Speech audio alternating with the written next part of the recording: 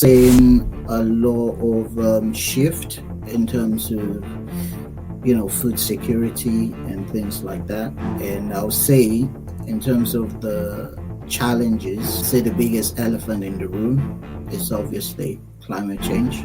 I live in Kent and I'm surrounded by farmers, and I've seen the direct impact of climate change.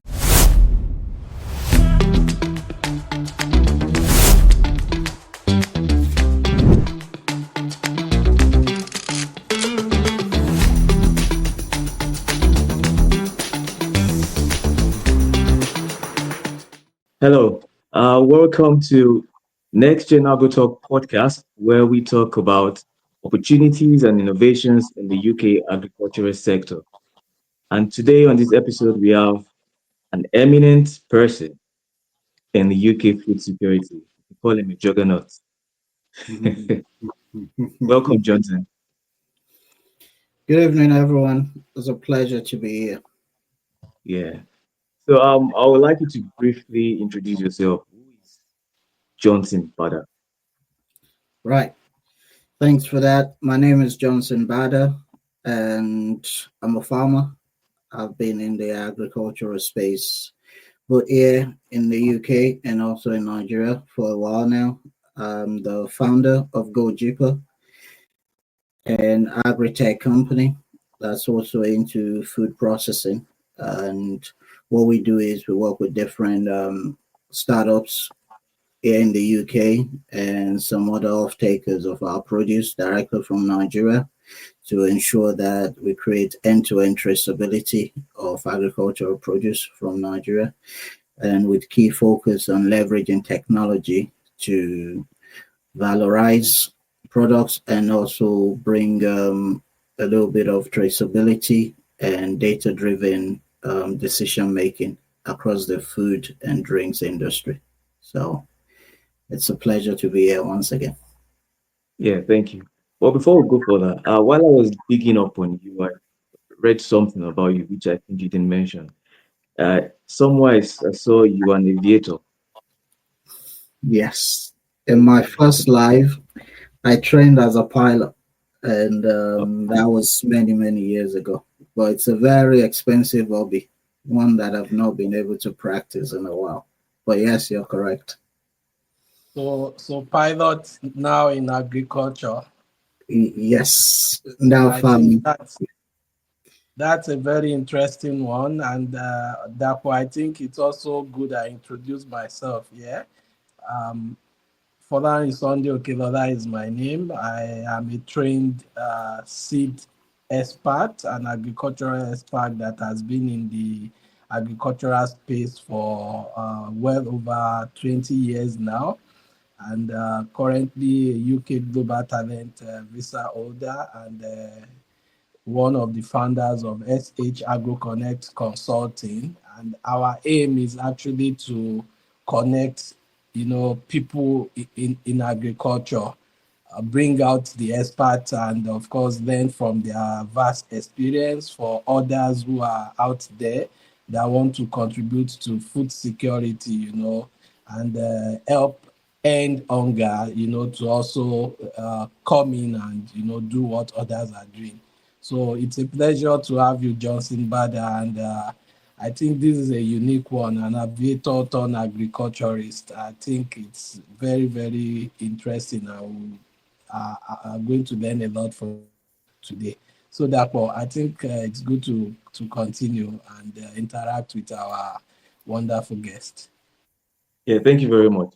So that I'm not left out of the party, Oladapo Folarin, also a researcher that's been in the seed certification and crop protection space for over a decade, and also like my able doctor, even though I'm not a doctor, I'm also a UK Global Talent recipient as well.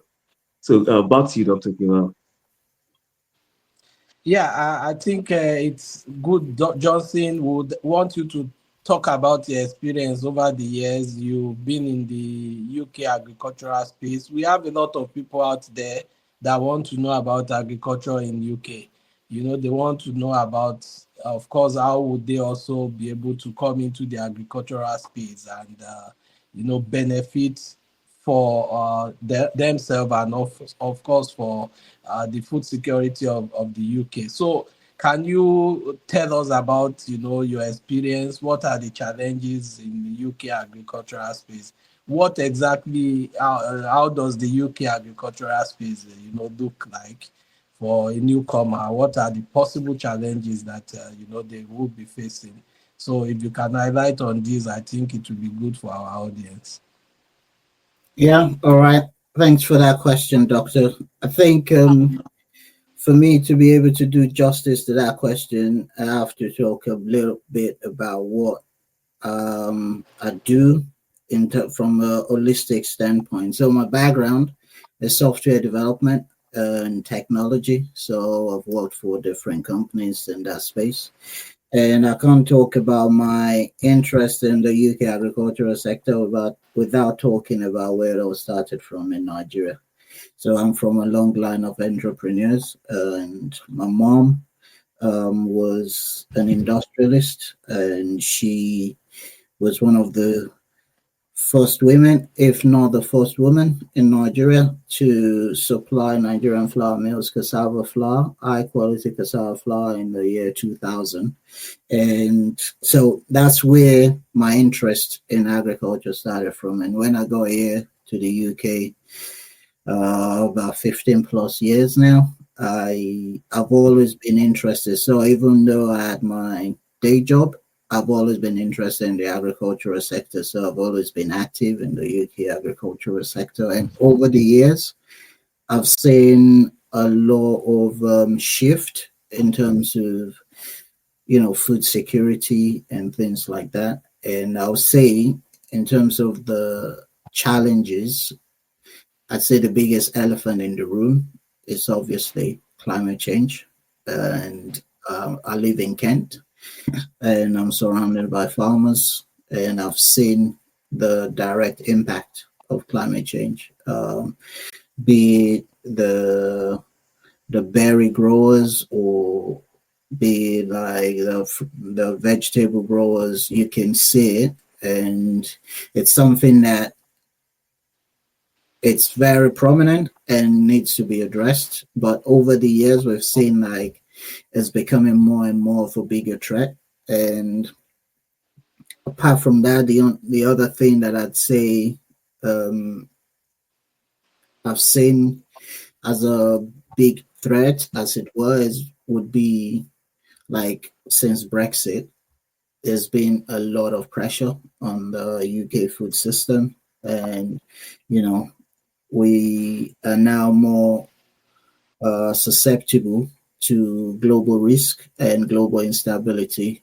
A good example is the impact of the ongoing war between Russia and Ukraine on our food system, and also how that affects the prices of different produce in the supermarket and things like that. So overall, I'd say those are the major threats or challenges that I'd say is plaguing the UK agricultural system, given that we import about 48% of what we eat in the UK. So we are not insulated from all the issues happening globally. So climate change and global instability, those are the top two challenges. Obviously, if we have time during this conversation, I'll be able to dive deeper into some of those to give you some other numbers around it.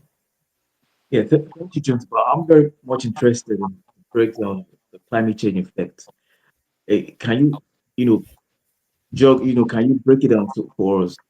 From your experience, what exactly has climate change affected UK farming and UK food security as it is?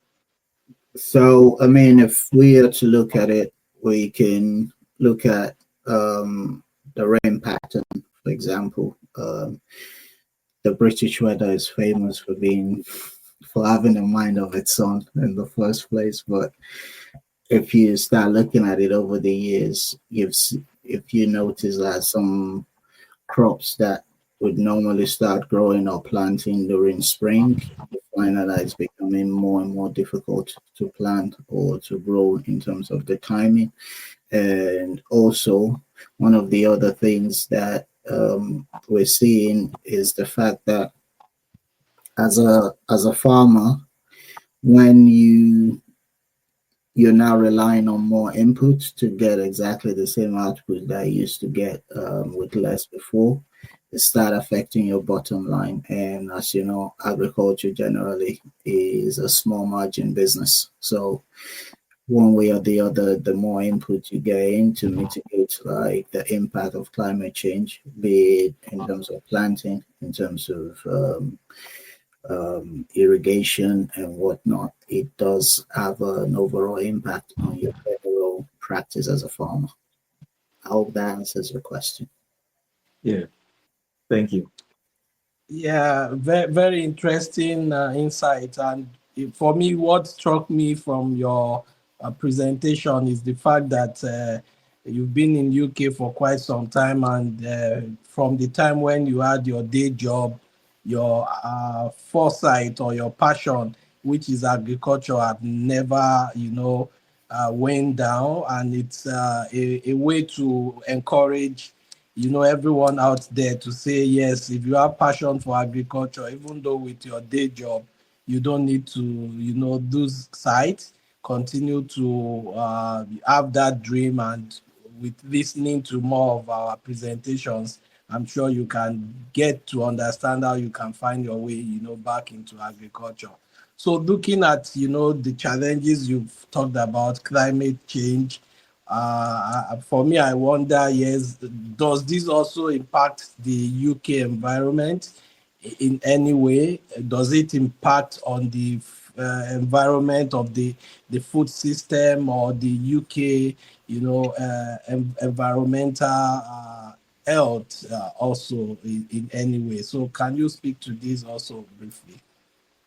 Yeah, I mean, how long do we have? we could dedicate the entire show, Summarize it. but I think one of the fundamental thing that we need to talk about is water, right? Water, because there's still some people, certain group of people who see water as an infinite resource, which is not the case. And when there's drought, that means now as a farmer you need to make provision for additional water to keep your crops alive. And overuse of water is definitely a big environmental impact, if you ask me, because now you have to think about how to make sure that if there's no rain, you have to ensure that your entire farm is irrigated. That means you have to think of the cost of irrigating your farm. And then you have to now think about all the other components that comes with that as well. And it's not just about drought. You could have it the other way around as well. Excessive rainfall, right? Yeah. That's another environmental impact. And once there's excessive rainfall, if you depends on where your farm is, you have the runoff, you lose topsoils, which means the soil quality gets depleted over time, which means you now need to start thinking of restoring the health of the soil, which means you have to spend more money. So everything is linked one way or the other. So, and if you're talking about animal production, you have to talk about greenhouse gas emission, which is also an environmental impact, which also is something that you need to think about. And another area is probably, I'd say, biodiversity loss. And I'm sure you can be able to speak more to that in terms of your experience. Like over time, when you're having this push-pull effect within the ecosystem, it leads to depletion of certain components of the ecosystem one way or the other. So those are some of the key environmental impacts that I'd say is being noticed and being discussed across different professional forums. Very, very nice, and I like the fact that you are using your experience to, drive around the questions. And for me, of course, we've seen the challenges. We've also, talked about the diverse aspect of the climate. I will be asking questions now related on whether you think there are certain policy changes that you think maybe the UK need to introduce to have a more effective food security system? I mean, fundamentally, you need to think about it. And I think we've had this conversation before. How do you eat an elephant? It's one piece at a time. And you have to look at the problem holistically. And then once you understand that, now look at it in different components. Because to solve that in terms of policy, I think one of the key areas that there's been a lot of conversation, and there are still a lot of conversation around it, is food waste. Like in the UK, I mean, from some of the data that I have, I feel like the last check, the UK, we produce about 9 million or 9 point something million tons of food waste annually. And that is a lot.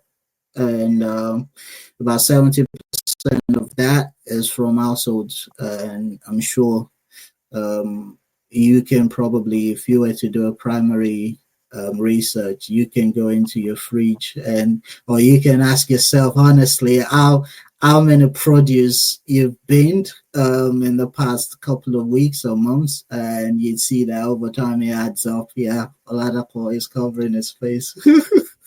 So it's a big issue, and I feel like there are a lot of policies trying to address that, and there are quite a number of initiatives, both regionally and nationally, trying to address that one way or the other. And one of the key opportunities that I see personally is looking into incentivizing like valorization of food produce, like how do we, especially fresh produce that probably will not make it to the market, how can we build a more hyper-localized food system whereby valorization is as close to the farm gate as possible?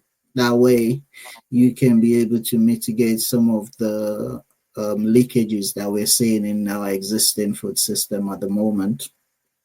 And also, like, when you look at other strategies that could be employed, you have a lot of initiatives, like there's that app like Too Good To Go that is becoming more popular every day in terms of you being able to get discounted food from like restaurants and supermarkets. But I feel like a lot of work still needs to be done around labeling as well, and educating the public as well, between being able to know the difference between best before and expiry date and things like that, and to be able to actively educate them to understand that if it's best before, maybe it's just advisory rather than it's gone off binning. So that kind of education is very important, and especially for new people coming into the country who are not used to some of the cultural nuances around our food system. It could create a hidden cost, to them assimilating into the new system, like if you're not sure of if the food is still good to consume, if it's not properly labeled, that means you're already trying to adapt to a new system, new country, and then you add what I call potential food food poverty into the mix, it can be a major problem in terms of you settling into a new country. Thank you very much, Johnson. That's really nice and really insightful. Another a challenge that I, off the top of my head, which I don't know if you can shed some light on it. Do you think uh, some disruptions in the supply chain within the UK food system, poses a strong challenge to the UK food system? Oh yes, I think in terms of the supply chain, I when I look at it, I'm a little bit biased because I can't just help but do a comparison between the UK and Nigeria because my business operates in the UK and also in Nigeria. Like in terms of getting produce around, UK is still quite efficient, but if you kind of home into that, you'd see that there's still a little bit of inefficiency across certain areas. Like if you're moving fruits and vegetables, there's still some discrepancies in terms of the supply chain. And also back to what I said earlier, like some of it you can trace it to the impact of Brexit, in terms of like some of the food we bring in, there are more red tapes now than we used to have, especially when you talk about like meat or other products like that. So that also kind of exacerbates some of the existing inefficiencies in the food system. So long story short, like the supply chain can do with a bit more efficiency. And to do that, though, you need to understand that it has to be nuanced based on regions and different parts of the UK, right? You have to address it in a very, not just in a nuanced manner, but also being able to identify what part of the supply chain are we trying to focus on, if that makes sense. Yeah. All right. That's good. Thank you very much. So you've mentioned Yeah. some of these challenges, Yeah. and then I'm thinking, do you think there are solutions, opportunities, especially you mentioned climate change when you started. Mm, So what are the ways you think these can be mitigated? right. In terms of what can be done, again, it's as a case of looking at it. So for me, I feel like when you spend enough time understanding the problem, some of the solutions becomes quite obvious. And the more time that I'll spend kind of observing and talking to people who are like in the core agricultural sector in the UK, some of the recurring theme is around increasing production because food security hinges on production within the country and trying to reduce the amount of food that we import. And if you're thinking about that, then what you need to be looking at is how do we empower our farmers to do more with less. I know the synonym for a farmer is a magician or a miracle worker, but now you actually now need them to even do more than that, because climate change is here to stay, and we've seen it. Like I think last year globally was the hottest year on record, and going forward is probably going to be the coolest year that we'll ever see. So that's what we're facing, and you need to look at how do we grow more with less? And then how do we bring resilience into the system by looking at some of the things I've already mentioned, like hyper-localizing our food system? So urban farming, right? Like how do we grow some of our vegetables and things like that, microgreens, right in the city and the urban areas, focusing on controlled environment agriculture, for example, like polytunnels and also some other opportunities will be how do we unlock more funding? I know there's been a lot of protests from farmers, especially with the inheritance tax and things like that. And also, there's been major funding cut to farmers. So, how do we ensure that we give them the funding and the support to make sure that their production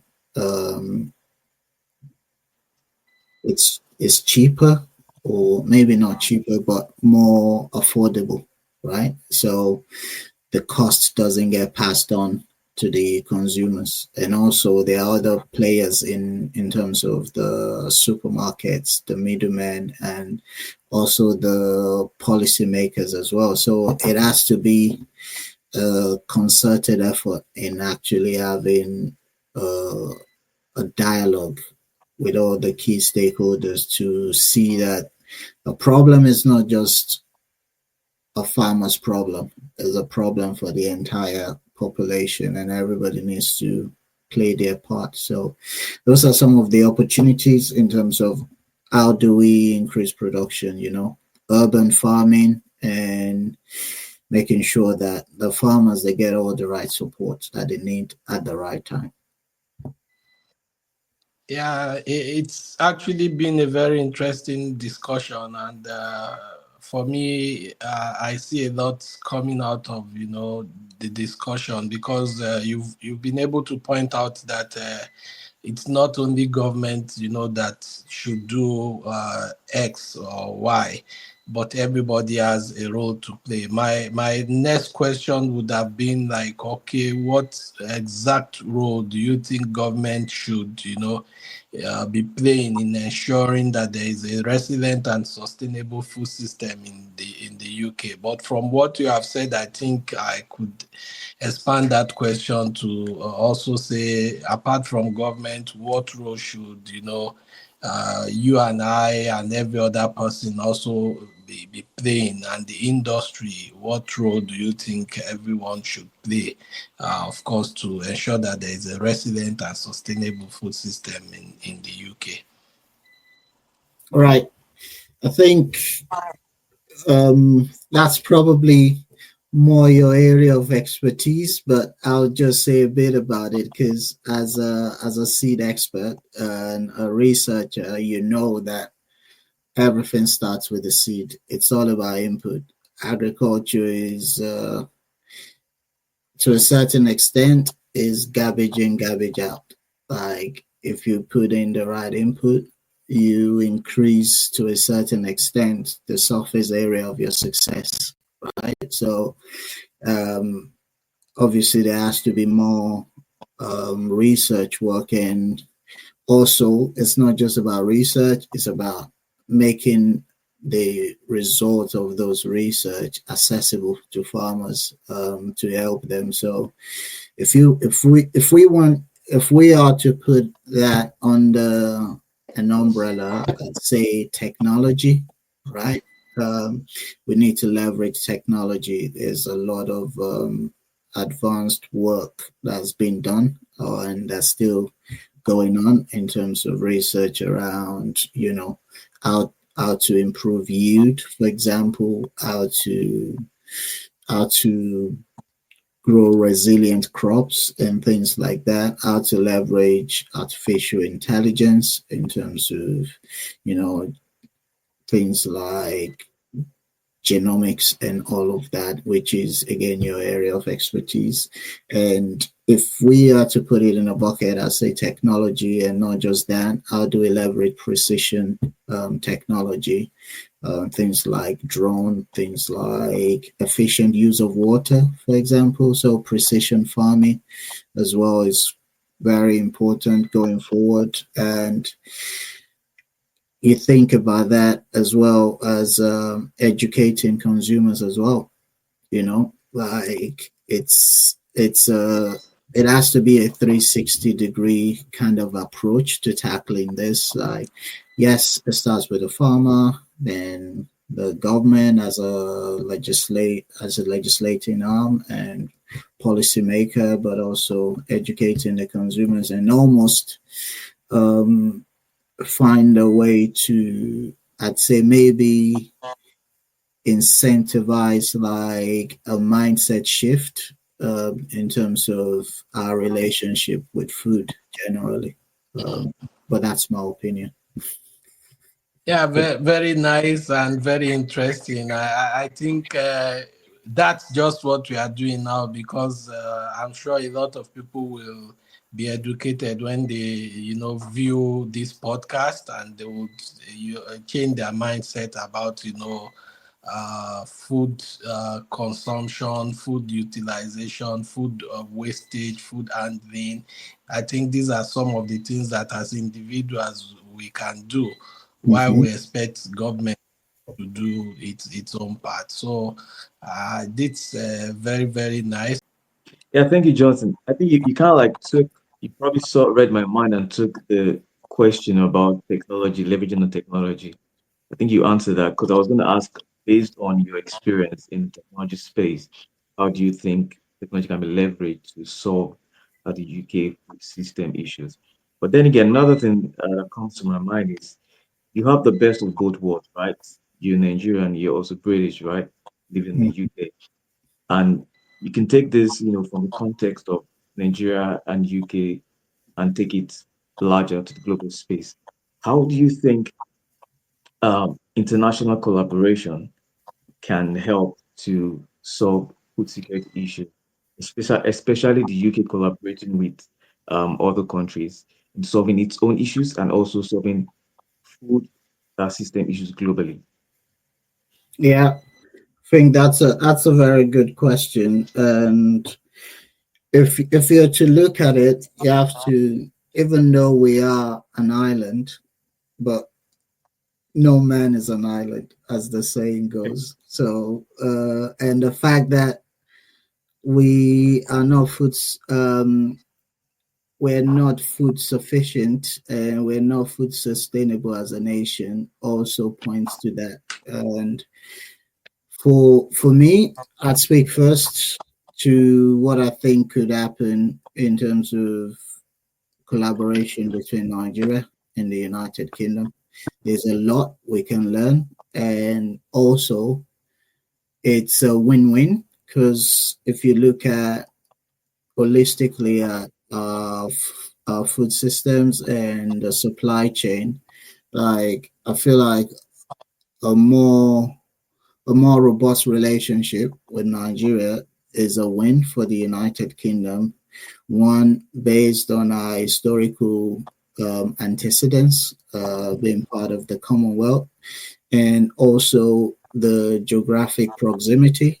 Like Nigeria is just about 6 hours from the UK. So you look at that, and you see Nigeria could actually be a very strong ally for the United Kingdom in terms of strengthening the UK food security, because one, things produced in Nigeria can easily get here, thereby reducing the carbon footprint in terms of food production and global supply chain. So, I mean, if given a choice, would you rather have your plantains coming from Nigeria or Brazil, which is further away? And so you have to think about that. And even some areas that we've not explored as a nation, now I'm talking about Nigeria, like cut flowers and, the horticultural value chain, that could easily be an opportunity for Nigeria. And for the UK,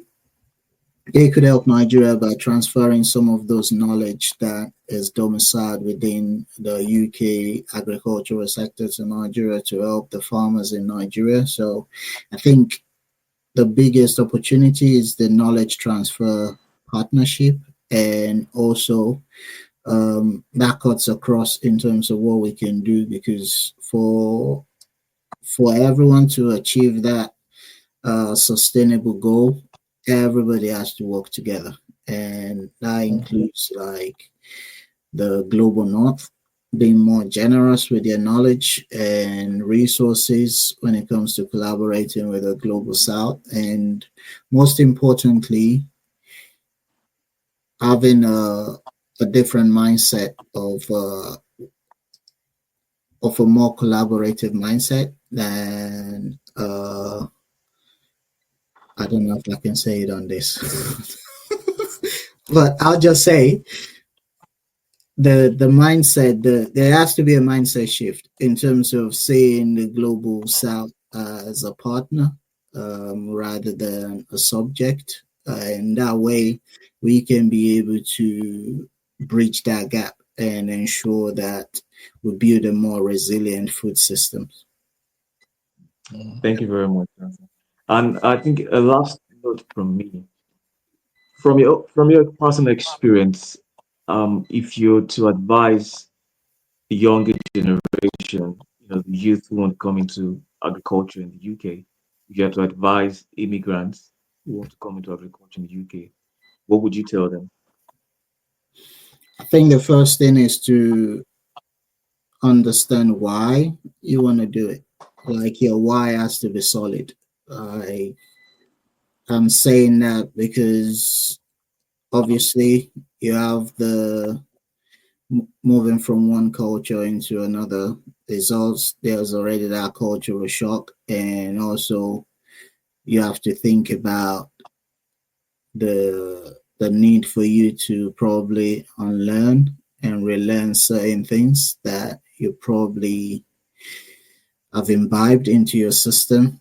But I'd say fundamentally, your why needs to be very solid. You need to know why you're doing it, because um, that's probably going to be your anchor as you navigate the system, because the system that is probably different from the one that we are all used to, because the image, if you ask an average Nigerian youth about agriculture, the picture they have is a farmer in a tattered cloth or dressed haggardly, carrying a hoe and a cutlass going to farm. But agriculture is way, way more than that, and you need to be able to understand what part of agriculture interests you or excites you. Like speaking with you guys who are experts in the seeds kind of aspect, and that's another aspect of agriculture. And if you're into valorization, that's another aspect of agriculture.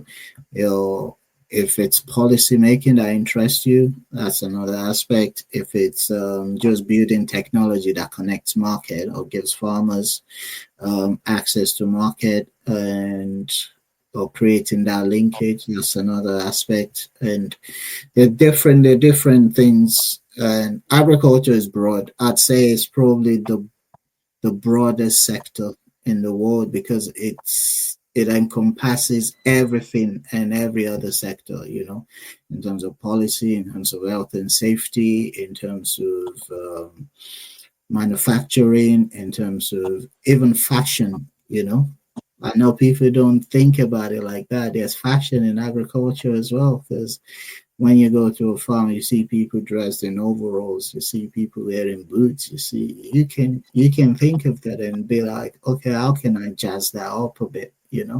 How can I bring a little bit of, maybe it's the Nigerian vibe or the Congolese vibe or to whatever you're doing, So agriculture is fun, it's exciting, it's just for you to know why you want to go into it.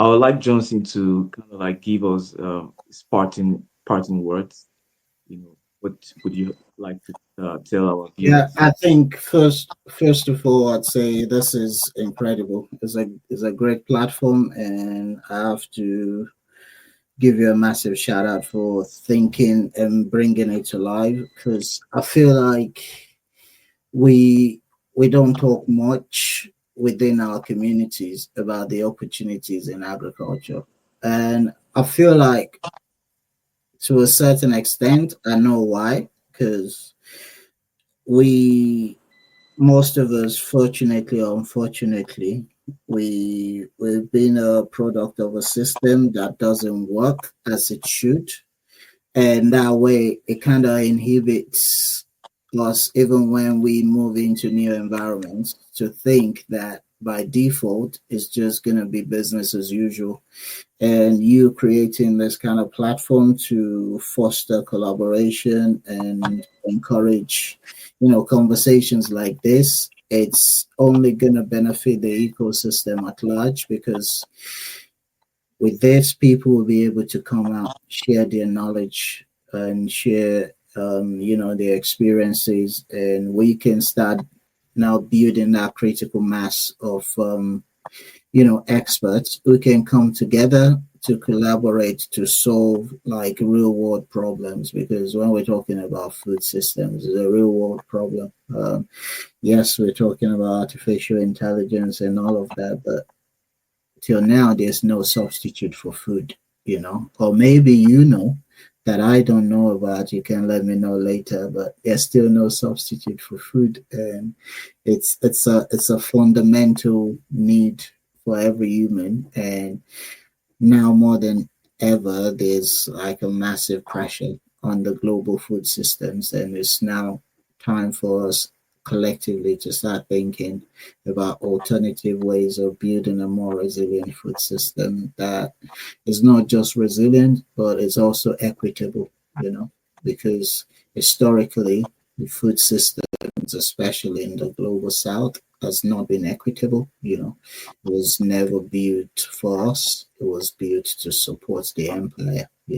So we now need to start talking amongst ourselves. How do we build a more resilient and equitable one where hunger is not a norm, you know, where everybody contributes, and also take it further to the point where we can be adding value to everything that we produce and reduce waste in general. So, massive shout out to you once again for bringing this idea to life. I know it's going to be the first of many, many, many, many conversations, and I know that with your expertise, the United Kingdom food systems will benefit a lot from what you're bringing, your experience globally, and also the next generation will be able to see and hear more about some of the incredible works that you're doing. So thanks for the opportunity once again. Wow, wow, wow.